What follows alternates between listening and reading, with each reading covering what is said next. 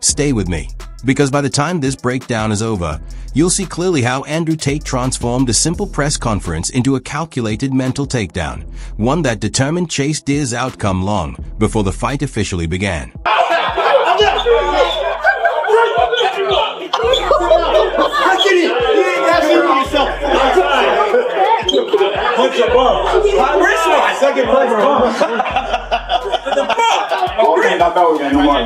It's not a Misfits press conference. What started as standard pre-fight trash talk shifted into near chaos within moments, as Andrew Tate and Chase Deer stood face to face, only inches away from turning the press conference into an all-out fight. This wasn't promotional exaggeration, but the exact instant professionalism collapsed and ego took control. And later I'll explain how this heated confrontation escalated to the point that security had to escort Tate out of the building, because that exchange became the spark that ignited everything that followed. Yeah, Andrew Tate, man, he's got experience. He is a former kickboxer.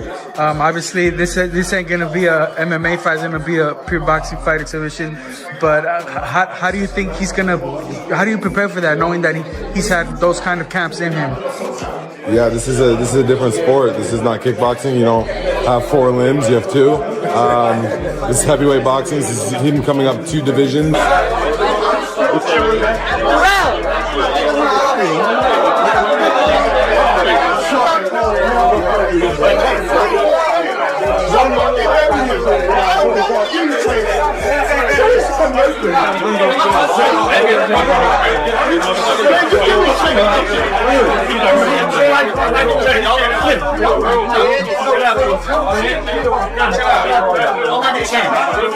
The American later went on to defend his title successfully. But this particular clash took a sharp turn when Deer crossed into deeply personal territory, bringing up Tate's time in jail along with the accusations surrounding him, ridiculing his past and even suggesting he should end up back behind bars if he made it through the bout.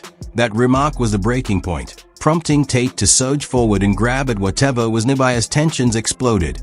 And if you pay attention to that second reaction, it reveals just how deeply this rivalry had cut, because shortly, I'll break down why Deer may have been aiming to provoke exactly that response. I think you should have a tangerine. You want? Give him half the tangerine. I was going to say, he seems upset. Give him half the tangerine. Come on, give it to him. That's from me. Oh, well. That's what I think of that tangerine. You try and be nice. You try and be a nice guy. You give a nobody a shot. No one even gives a this guy is. Your you give him a ex-girlfriend, chance. Bree Stern, You does. finally pay She him DMs some me money. every day. You finally pay him some money. And no matter how well I perform on the night, there's going to be people with an opinion who said, Chase isn't experienced enough, or Andrew didn't look that good, or he looked sloppy, or whatever. There's always going to be somebody with something to say. There's a lot of people who've been saying my name already. And I'm sure they're going to pop up trying to catch a payday, because I'm the biggest payday in sports entertainment today. There's no doubt about it. The situation completely fell apart. The room went silent. The press conference ended abruptly, and security stepped in to escort Tate out while insults continued from both sides. Deer declared he would surprise everyone and expose Tate's long absence as soon as the fight started. However, what most people failed to notice was that the chaos actually reinforced Tate's narrative. And next, you'll see how he transformed that moment into an advantage.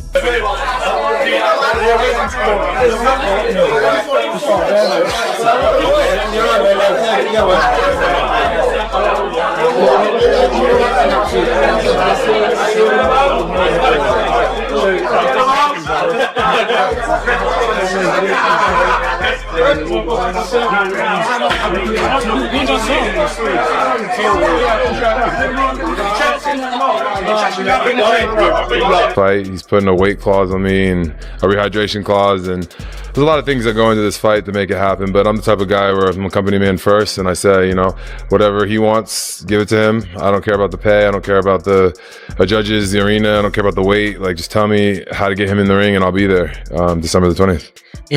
Deer was informed of Tate's comments almost immediately, and he wasted no time firing back. The fight quickly grew into one of Misfits Boxing's most anticipated showdowns, fueled by contrasting narratives. Tate's kickboxing pedigree and unconventional movement against Deer's size, aggression, and confidence. Still, Some insiders believe this matchup may not be competitive at all. And next, you'll hear why a respected voice expects it to end quickly and decisively. Any idiot can beat up his partners in the gym. That's not a champion. A champion beats up his opponents in the ring. So we're here in the gym to learn. It's very easy to, I see lots of people who bully around the gym and then things change when they get under those lights. So I'm saving all my energy and all my venom for the night.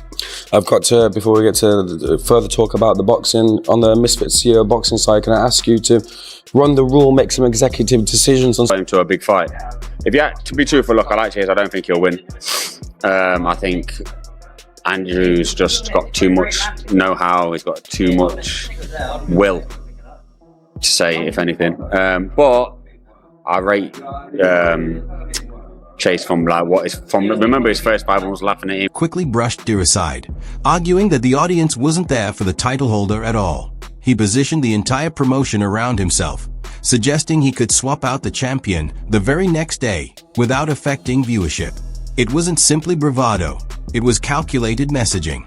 Keep watching, because the economic implications behind that claim are far bigger than they first appear. Threat, it's a guarantee. Bugattis and yachts don't Oh, I know, but according to your Twitter followers... Clearly you don't know, because you don't have any. Oh, you sure? I have a huge Hot Wheels set. I play with them all the time, buddy. Andrew, talk to me about the fruit of choice here. Keeping yourself hydrated, getting the electrolytes in. Tangerine, want one? Sure. I got you. Jesus. This isn't a return to kickboxing. It's a deliberate entry into boxing under the Misfits banner, structured for maximum reward with zero leniency. Deer may currently hold the heavyweight crown, but Tate openly treated him as temporary, not untouchable. Online digs, sharp remarks, and relentless provocation only intensified the tension. Up next, you'll hear the precise statement that pushed Deer into outright retaliation. Enjoying the experience of being back in the ring, being back in that fighting mentality. Yeah, I never really got out of shape. I've been training the whole time I've been retired, but, I always wondered how I'd do in a fight camp, and I'm surprised by myself, to be honest. I really do feel amazing. I really feel amazing. Even my old injuries, I thought I might come back. I got nobody's boss. Nobody orders the champ to do anything. I chin people for a living, all right? So you're going to threaten me or not? It's not a threat, Andrew. It's a promise. Ooh, a promise. Well, can you promise me in a convincing way so we can make some money, please? Well, my promise to you is when you get into the ring and your Bugattis and your yachts aren't in there fighting for you and it's your fist talking, that's the promise I'm... Deer responded on social media, offering respect in words but threatening action in deeds, challenging Tate to alter anything about the fight. Venue, timing, or judges didn't matter, because he insisted the result was unavoidable. The catch? Confidence without discipline quickly becomes recklessness. Up next, I'll break down why that mindset could end up costing him everything. I can say all the names now, but truthfully, once this fight's out the way, I'm going to be having long conversations with the management of Misfits and deciding which name is going to turn the most heads. Let me just give you a couple more. A big name, Logan Paul, hasn't been seen in the ring, Misfits ring in a long time. What about Logan? Yeah, Logan's easier than Jake. Logan's a lot easier than Jake. He's not technically very good. He's big, but everyone's big. Big doesn't mean anything if you don't get hit. It doesn't matter, right? So, Logan would be a good, interesting one. It would certainly sell, that's for sure. Last one, and he was named. Despite a shaky beginning in boxing, Deer has risen to become a genuine Misfit star, riding strong momentum. Defeating Tate would mark the most significant victory of his career and catapult him into mainstream fame. However, veterans of the striking world aren't convinced, and their forecast for this matchup is shockingly one-sided. Stick around to see why. Make the experience the fights do. I've been out there 15 times now, and that's more than any other person that comes from my category. I think he's going to be in there with a really big, strong, fast heavyweight, and he's not going to know what's going to hit him. Yeah. What's the end game for you, man? What's the point you're trying to prove here? How far are you going to take this? I'm going to take it as far as God willing, man. Stay high in hopes, high in prayers. One experienced figure stood out, stating, "Bullies fade under the spotlight, champions don't." That wasn't a casual remark. It targeted Deer's approach and attitude. This matchup isn't decided by who dominates in practice. And next, you'll see why seasoned experience consistently beats raw chaos every single time. My technical skill, and I do believe I hit harder than he does, and he's going to be very shocked when he gets caught. A question I asked Jake Paul a few years back when he entered into this space was, what level does he think he's at? You've got all sorts of levels in boxing: amateur, pro, area, British level, English level if you're looking at the British scene. Then you go to European, you go to world level, elite level. What level would you say you're at? That's a good question. It would be unrealistic for me to say I'm elite. That'd be completely unrealistic. That's what Jake Paul said. McBroom give social gloves card. It's pretty cool to see your journey, man, and now you got a real opportunity to put a real solid name on your resume. Is that how you see it? Yeah, I look at it as a great opportunity. It's a great opportunity for me to showcase my abilities, my team to showcase their abilities in coaching. This is a team effort at the end of the day, and at the end of the day, we just want to go handle business. And December 20th in Dubai isn't merely about defending a belt. It's a test of Tate's whole persona. At 39, this is the point where legend either crumbles or cements itself.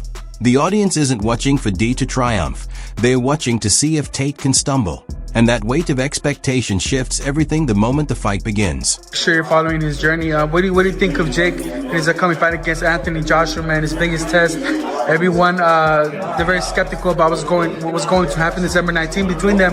What are your thoughts, man? What do you think is going to happen? I think, Jake Paul is a smart guy. He knows what he's doing. I think he's definitely the underdog in that. But, Jake would never take a fight that he didn't think that he could win. So I back Jake Paul 100% just because, I know Jake, he's a friend of mine. And like I said, he knows what he's doing. Yeah. What do you think he sees in Anthony Joshua, man? This is a... And then you give him a tangerine and he throws it away. What's better wrong with looking than you, younger than you, stronger than you, faster than you, more charisma than you. You are essentially giving me the keys to your empire, and I can't wait. I can't wait to run the real world.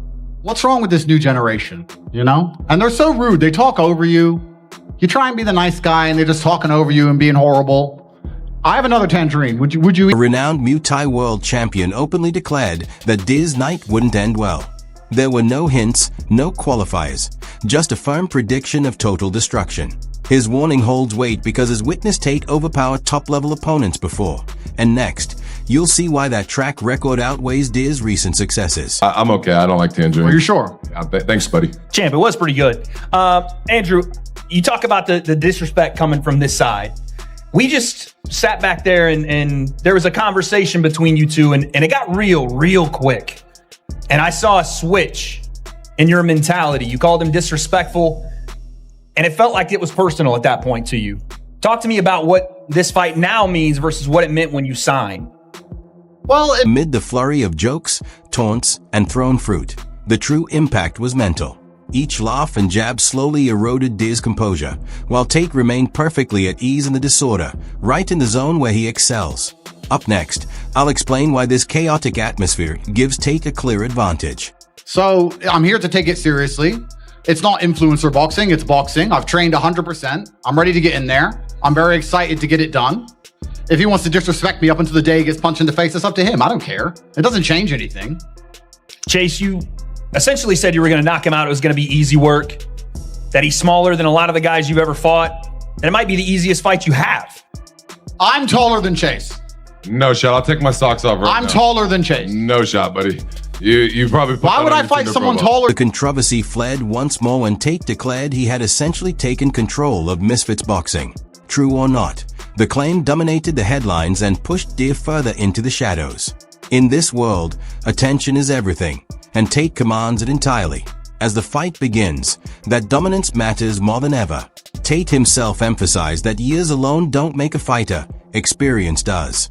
Having stepped into the ring 15 times, more than anyone in his category, he warned that Diz will face a powerful, fast, and imposing heavyweight who will hit hard before he even realizes it.